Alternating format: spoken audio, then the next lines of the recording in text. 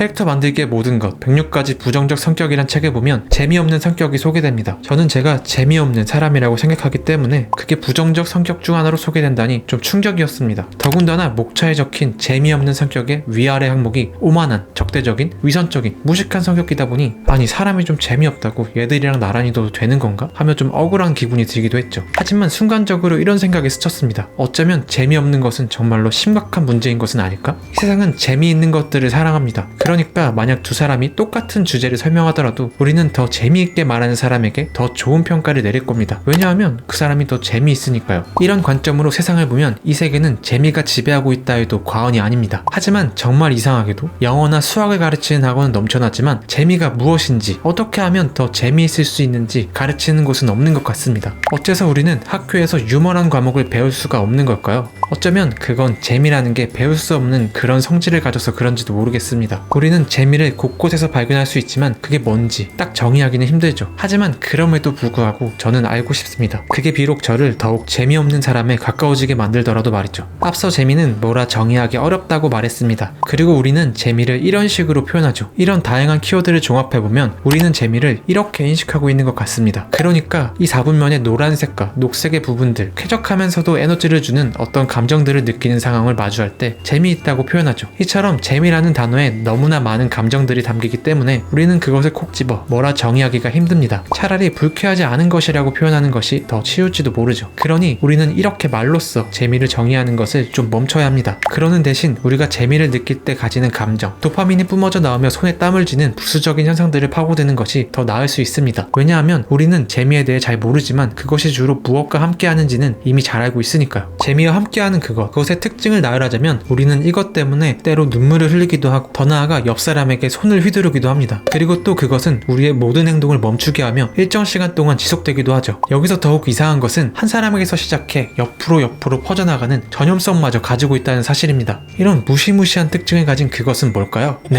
그건 바로 웃음. 재미는 보통 웃음과 함께합니다. 우리는 이것이 너무나도 당연해 제대로 생각해보지 못했지만 웃음이란 건 정말 이상합니다. 우리는 평화로운 일상을 잘 보내다가 갑자기 숨을 토해내며 하하와 꺽꺽 사이에 기이한 소리를 내뱉죠. 이 특이한 행동은 누가 가르치지 않아도 자연스럽게 우리의 생활 안에 자리하고 있습니다. 그러니까 이 웃음은 우리가 가진 손과 발처럼 어떤 진화의 산물일 수 있다는 것이죠. 그럼 웃음이란 건 대체 뭘까요? 동물 행동학에서 동물들이 내는 모든 정형화된 소리는 어떤 의미가 있다고 합니다. 그러니까 우리의 웃음소리도 주변에 어떤 의미를 전달하기 위해서 존재한다는 뜻이죠. 하지만 이는 재미만큼이나 모호합니다. 이 행동은 겉으로 보기에 어떤 일관성이 없어 보이죠. 예를 들어 친구와 함께 길을 걷다가 친구가 넘어진다면 우리는 배를 잡고 웃을 겁니다. 심지어 사람이 많이 지나다니는 곳일수록 더더욱 그렇겠죠. 하지만 반대로 한 아이가 아장아장 길을 걷다가 넘어진 상황을 목격한다고 해봅시다. 그때 우리는 친구의 경우처럼 웃지 않고 자연스럽게 아이를 걱정합니다. 이걸 어떻게 해석해야 할까요? 둘 모두 누군가 넘어진 상황입니다. 하지만 반응은 정반대에 가깝죠. 혹시 이건 제가 가까운 사람들의 고통에는 공감하지 못하는 사페여서 그런 걸까요? 사실 웃음은 하나의 경보라고 합니다. 즉 그것은 이 비정상적인 상황은 위협적이나 유해하지 않음이라고 밝혀질 때 우리가 터뜨리는 사이렌 같은 것이죠. 친구가 넘어졌을 때 그 상황은 충분히 위협적으로 다가옵니다. 하지만 저는 친구의 일상적인 상태를 알고 있죠. 친구는 건강하고 심지어 방금까지도 나와 장난을 치며 놀고 있었습니다. 하지만 다른 사람들에게는 그렇지 않습니다. 그들은 제 친구에 대해 정보가 부족하죠. 따라서 정말 도움이 필요한 위험한 상태인지 확인해야 하고 어쩌면 친절한 누군가는 이미 몸을 반쯤 돌렸을 수도 있겠죠. 그리고 바로 그 순간 저의 웃음이 터져 나옵니다. 이 위협적인 상황, 즉 넘어짐은 잠깐의 실수일 뿐이었고 내 친구는 조금 창피할 뿐 곧바로 일어날 거라는 걸 저는 이미 알고 있죠. 그래서 웃었고 그제야 사람들은 그것이 별거 아님을 깨닫고 다시금 길을 걸어갑니다. 그리고 이것을 반대로 뒤집어 생각하면 제가 아이가 넘어졌을 때 웃지 못하는 것도 이해할 수 있습니다. 그것은 정말로 큰일일 수 있기 때문이죠. 이렇듯 웃음이란 여기에 위기가 있었으나 유해하지 않음을 알리는 경보로 쓰입니다. 또한 그래서 우리의 웃음은 요란하고 또 쉽게 상대에게 전염되곤 합니다. 게다가 이것을 뒷받침하는 신경학적 메커니즘도 존재합니다. 그건 바로 통각마비 환자들에게서 발견되는 웃음. 신경과학자인 라마찬드란 박사는 인도 마드라스 병원에서 한 환자를 진찰하게 됩니다. 그녀는 학교 선생님으로 통각마비를 겪고 있었죠. 통각마비는 주로 뇌의 두정엽과 측두엽 사이에 도피질이라는 조직이 손상을 입었을 때 발생합니다. 고통은 감각기관에서 입력된 신호를 뇌 속 도피질이 취합해 변연계의 일부로 보낼 때 발생하게 되는데 통각마비 환자들은 이 연결이 원활하지 못하고 따라서 그들은 바늘에 찔려도 찔렸다는 느낌만을 느낄 뿐 통증과 함께 회피 반응을 보이지 않죠. 하지만 그날 라마찬드란 박사 앞에 나타난 환자는 다른 통각마비 환자들과 다르게 좀 특이했습니다. 그녀는 진찰을 위해 위에 작은 핀으로 신체 여기저기를 찌르자 통증을 못 느끼는 것을 넘어서 웃음을 터뜨린 것이죠. 그녀는 그 행위가 왜 그런지는 모르겠지만 엄청나게 우습게 여겨진다고 했습니다. 어째서 환자는 바늘로 몸을 찌르는 것에 웃음을 터뜨린 걸까요? 그녀에게 일어나는 현상을 설명하면 이렇습니다. 작은 핀으로 그녀의 신체를 찌르자 감각기관은 그것을 느끼고 신호를 뇌로 보냅니다. 그리고 뇌 속 도피질은 여기에 위협적인 상황이 존재한다고 말하죠. 하지만 그 신호를 제대로 해석할 수 없는 변연계의 일부는 이렇게 말합니다. 그건 위협적이지 않아? 따라서 바늘에 찔린 느낌을 그녀는 위협적이었으나 유해하지 않다고 판단하게 되고 웃음을 터뜨리게 되는 거죠. 물론 이는 단지 하나의 이론일 뿐이며 우리는 이런 의문이 들 수 있습니다. 근데 나 방금도 웃었는데? 분명 여러분은 이 영상을 보기 전까지만 해도 웃음을 머금으며 즐거운 시간을 보내고 있었겠죠. 근데 웬 곰인지 쥐인지 헷갈리는 개뼈따구 같은 자식이 웃음이 위협적이지만 유해하지 않음을 깨달은 신호라고 하니 갑자기 웃음기가 싹 사라졌을 겁니다. 왜냐하면 아무리 생각해봐도 아까의 즐거웠던 시간 속 위협적인 것들은 없었기 때문이죠. 하지만 이는 우리의 놀이가 어떤 구조를 가지고 있는지 살펴보면 이해할 수 있습니다. 대표적인 예로 놀이기구의 한 종류인 바이킹은 우리를 일시적으로 불안정한 상태에 놓이게 합니다. 하지만 바이킹은 일정한 범위 이상으로 우리를 위험하게 하지는 않습니다. 안전바가 달려있고 주위로는 펜스로 둘러싸여 있으며 또 우리를 보살펴주는 친절한 환상의 나라 직원분들이 계시기 때문이죠. 바이킹은 분명 우리를 불안정하게 만들지만 안전한 시스템 위에서 작동하기 때문에 우리는 그것을 놀이기구로 여길 수 있습니다. 이렇듯 우리는 시스템을 통해 환경을 통제하는 것으로 불안정한 상황을 얼마든지 안전하게 바꿀 수 있습니다. 그리고 그것은 작은 통찰에서 시작되곤 하죠. 따라서 만약 어떤 위기의 순간 누군가 웃음을 터뜨린다면 그는 어떤 통찰, 즉 우리가 이 상황을 위험하지 않게 통제할 수 있는 어떤 요소를 깨달았다는 뜻이 되기도 합니다. 그렇게 우리는 가설들을 서로 공유하며 이 미스터리한 비정상적인 상황을 이해할 수 있게 되죠. 그리고 이를 통해 비정상적인 상황은 이제 하나의 시스템 안으로 수용될 수 있게 되고 마침내 우리는 일상을 되찾게 됩니다. 그러니까 웃음이 터지는 불안정하지만 유해하지 않은 상황에서 우리는 적극적인 탐색 활동을 통해 이 세상에 대해 더 많은 지혜를 습득할 수 있었고, 따라서 우리가 높은 칼로리를 가진 것을 사랑하듯 웃음이 터지는 상황에 도파민을 뿜어져 나오는 그러한 보상회로, 즉 놀이를 가지게 되었다고 추측할 수 있습니다. 이처럼 어떤 시스템에 편입되는 순간 우리는 불안정한 상황을 그다지 위협적이게 느끼지는 않습니다. 대신 거기에서 재미를 느끼죠. 이는 너무나도 당연한 말처럼 들리지만 이것을 정리하면 좀 무서워질 수 있죠. 그러니까 안타깝게도 하루에도 몇십 분씩 유튜브를 보며 재미를 소비하는 우리의 뇌는 지금 세상의 미스터리를 파헤칠 지혜를 얻기 위해 열심히 노력하고 있다고 착각하고 있을지도 모릅니다. 이렇게 웃음과 재미를 얘기하다 좀 씁쓸한 결론에 도달했지만 사실 무서운 것은 이제부터 시작이라고 할 수 있습니다. 웃음과 재미에 대해 조금이라도 더 알게 된 지금 우리는 이제 이 질문을 다시금 마주해야만 하거든요. 우리는 더 재밌는 사람이 될 수 있는 걸까요?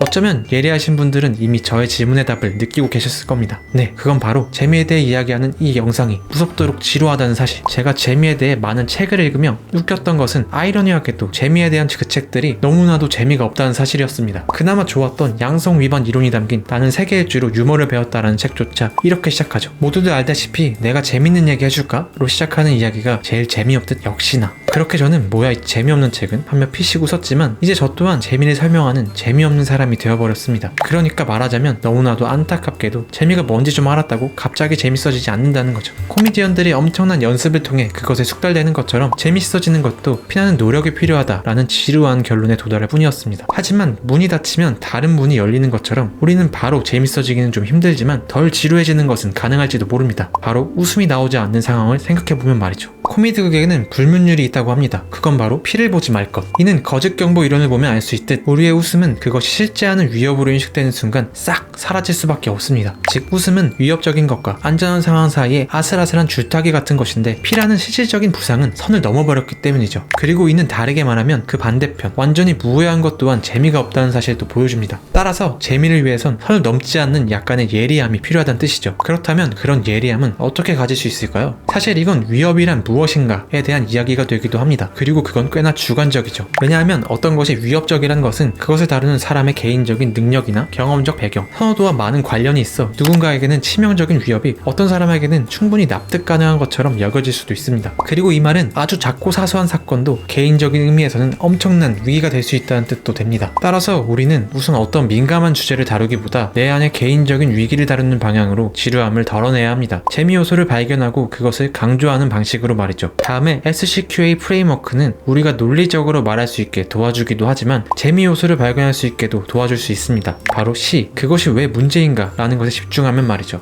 피아노 학원을 다니던 그때 선생님은 펼쳐진 체르니 배그의 연습곡 옆에 작은 동그라미를 5개 정도 그려줬습니다. 한번 완곡하고 나면 그것을 지우는 아주 간단한 연습이었죠. 하지만 예나 지금이나 집중력이 별로였던 저는 큰 피아노 그리고 그에 반해 아주 작은 방에서 연습하는 것이 꼭 독방에 갇힌 것만 같았습니다. 그리고 저와 같은 기분을 느낀 것이 분명한 저를 비롯한 이 방에 갇혀있던 다른 수용소의 인원들은 연필을 들고 벽에 낙서를 남기며 나름대로 처절하게 반항을 하곤 했죠. 그렇게 지루한 연습 앞에서 도망치지도 그렇다고 몰입하지도 못하는 저는 주위에 들려오는 피아노 소리에 귀를 기울이곤 했습니다. 나랑 같은 곡을 연습하는 다른 아이의 곡을 감상하거나 아니면 도저히 따라할 수 없는 빠른 음계를 들으며 저건 체르니 몇일까 생각하곤 했죠. 그리고 그마저도 지루해지면 검은 건반과 흰 건반을 여러 개 눌러가며 댕댕 울리는 그 울림을 그저 느껴보기도 했습니다. 그렇게 시간을 보내다 보면 어느새 집에 돌아갈 시간이 되었고 악보 옆에 동그라미는 채 2개도 처리되지 못한 채 그대로 남게 되었죠. 그렇지만 저는 당당하게 학원을 나섰습니다. 어쨌건 연주를 듣고 건반을 치며 음악과 누구보다도 친해졌다고 생각했죠. 노력하는 놈이에 즐기는 놈이 있다. 그런 교훈을 마음속에 깊이 새기는 유익한 시간들이었습니다. 이처럼 C를 강조하면 우리는 같은 이야기도 조금 더 예리하게 긴장감을 만들어낼 수 있습니다. 그리고 그 핵심은 좀 암울한 비유에 있죠. 또한 마지막으로 디테일한 위기의 경험을 내적으로 수용하며 뒤틀린 형태의 평화로움으로 정리하는 것이 중요합니다. 물론 이 모든 게 충분하지 않다는 건 저도 잘 알고 있지만 적어도 우리는 이를 통해 자신만의 독특한 시각들을 하나씩 수집할 수 있을 겁니다. 아주 사소한 위기가 나란 사람을 만나서 그렇게 커지고 남다른 결론에 이르렀으니까요. 끝으로 한 가지 덧붙이자면 우리는 생각보다 많은 활동들을 그저 재미를 추구하는 놀이로 만들 수 있습니다. 우리는 같은 활동을 목표를 가지고 체계적으로 통제하며 그것을 연습으로 여길 수도, 또 반대로 목표나 목적의식 없이 장난기를 발휘한다면 놀이로 여길 수도 있습니다. 그리고 어쩌면 이렇게 나만의 작은 재미를 발견해보는 것이 세상에 가득 찬 재미에 지쳐 모든 것에 무감각해질 때 다시금 재미를 느낄 힘을 가져다 줄지 모릅니다. 재미있는 사람이든 좀 지루한 사람이든 그보다 더 중요한 건 이 세상을 재미있게 살아가는 것이니까요. 재미있는 것보다 어쨌든 재미를 잘 찾는 그런 사람이 되는 것이 더 재미있습니다.